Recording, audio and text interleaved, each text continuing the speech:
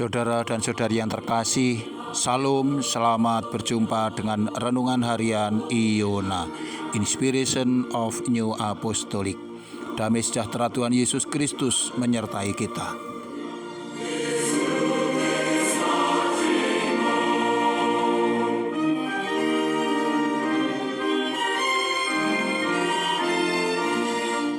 Kita akan membaca firman Tuhan yang tertulis di dalam 1 Raja-Raja pasal 17 ayat 22. Tuhan mendengarkan permintaan Elia itu, dan nyawa anak itu pulang ke dalam tubuhnya, sehingga ia hidup lagi.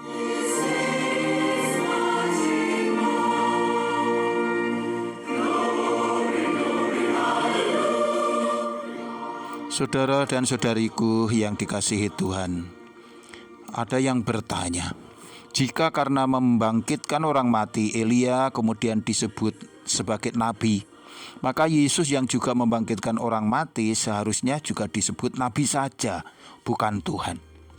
Atau sebaliknya, jika Yesus membangkitkan orang mati kemudian disebut Tuhan, maka Elia yang juga membangkitkan orang mati juga bisa disebut sebagai Tuhan.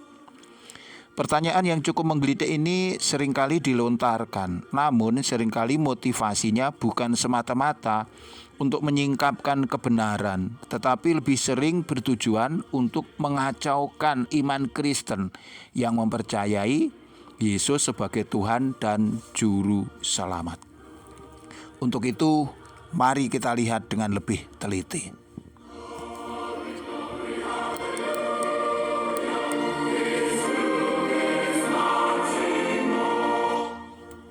Bahwa Yesus adalah Tuhan dan Elia adalah nabi bukan hanya menunjuk aktivitas pelayanan mereka saja, khususnya saat mereka membangkitkan orang mati.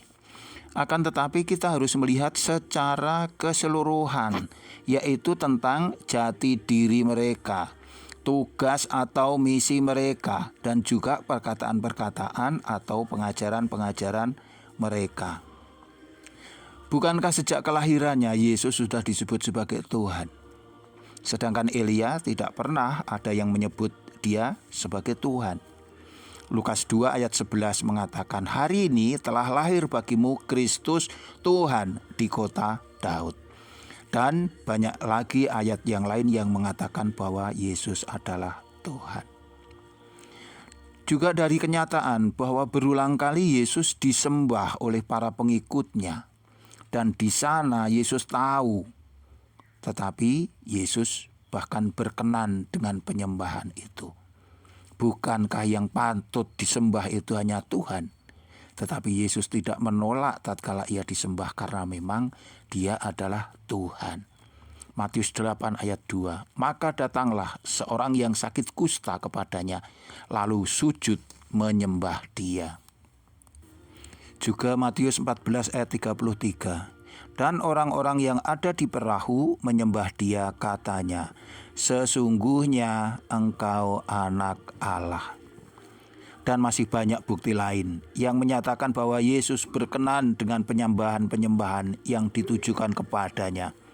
Sementara itu, kita tidak menemukan pernyataan yang menunjukkan bahwa Elia juga menerima penyembahan.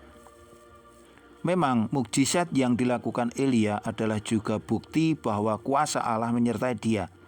Tetapi mukjizat itu dilakukan semata-mata untuk mendukung tugas misinya, yaitu mengingatkan bangsa Israel yang telah jatuh ke dalam penyembahan berhala, agar mereka mau bertobat dan kembali kepada Allah.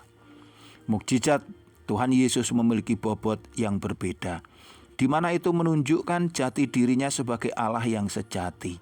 Misinya adalah agar manusia mau bertobat dan menjadi percaya kepada Injil.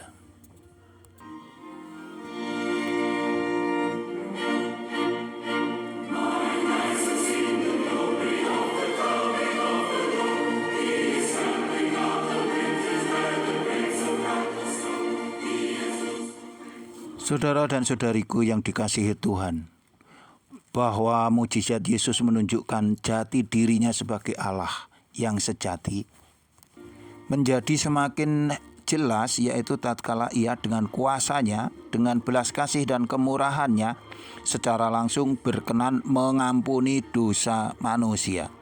Bukankah yang berwenang, yang berkuasa mengampuni dosa manusia itu hanya Tuhan? Sehingga dengan demikian Yesus menunjukkan jati dirinya bahwa Dia adalah Tuhan. Lukas 7 ayat 48. Lalu Ia berkata kepada perempuan itu, dosamu telah diampuni.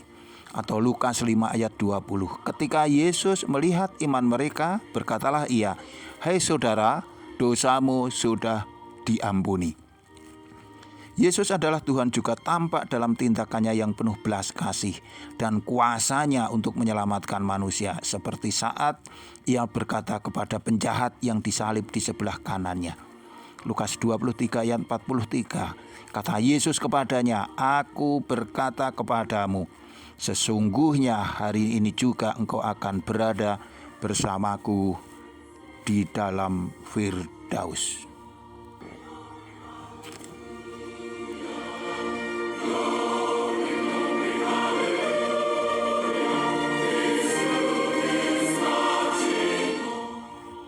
Memang mukjizat Elia membangkitkan orang mati memiliki esensi yang sama dengan mukjizat Tuhan Yesus saat membangkitkan Lazarus atau pemuda Nain atau yang lainnya.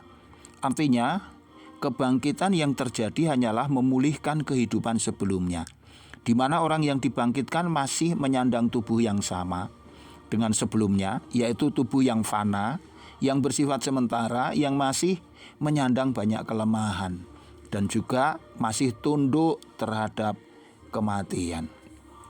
Tetapi ada peristiwa kebangkitan yang berbeda, yaitu kebangkitan Tuhan Yesus Kristus sendiri, yang menunjukkan bahwa Ia berkuasa, dan dengan kuasanya itu Ia mampu mengalahkan kematian.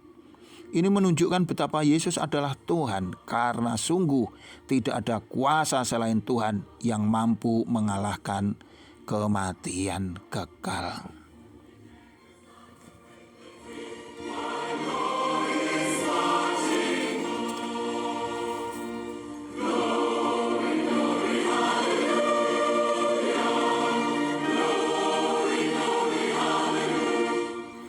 Saudara dan saudari yang kekasih, jika demikian mengapa Yesus juga sering disebut sebagai nabi? Orang Kristen percaya bahwa Tuhan itu esa, satu. Dalam keesaannya Tuhan memiliki 3 pribadi, yaitu Bapa, Putra, dan Roh Kudus. Sang Putra, yaitu Tuhan Yesus, memiliki banyak gelar. Misalnya, Dia bergelar Kristus, bergelar Mesias, bergelar Anak Allah, anak manusia, dan lain sebagainya. Namun ada lagi 3 gelar yang sering diungkapkan dalam satu paket, yaitu gelar Yesus sebagai Raja, Imam, dan Nabi. Gelar-gelar ini menunjukkan keunikan atau kemuliaan dari pribadi Tuhan Yesus Kristus. Sebagai Raja, Raja tugasnya memerintah. Yesus memerintah manusia untuk bertobat, untuk menjadi percaya kepada Tuhan, kepada Injil. Sebagai imam, imam tugasnya adalah memperantarakan umat kepada Allah, dan secara khusus ini berkaitan dengan persembahan kurban, dan secara spesifik ini menunjuk kepada kurban Tuhan Yesus Kristus sebagai satu-satunya kurban tunggal penebus dosa yang telah dilakukannya dengan kematiannya di kayu salib, dan yang sedang kita bahas saat ini. Yesus juga disebut sebagai nabi. Apa tugas nabi? Seorang nabi membawa pesan-pesan yang berasal dari Tuhan untuk umatnya. Nabi Elia misalnya, ia membawa pesan Tuhan untuk bangsa Israel yang jatuh di dalam penyembahan berhala. Yesus juga membawa pesan penting untuk umat Tuhan, yaitu bahwa orang yang telah jatuh ke dalam dosa, mereka harus kembali ke dalam persekutuan dengan Allah dengan cara menyerahkan hidupnya kepada Dia, kepada Yesus yang itu adalah Tuhan dan Juru Selamat. Maka kenabian Elia dengan kenabian Yesus adalah sesuatu yang berbeda. Yesus adalah Tuhan, pada hakikatnya adalah Tuhan, sedangkan Elia pada hakikatnya tetaplah manusia biasa. Tuhan memberkati. Sampai jumpa. Amin.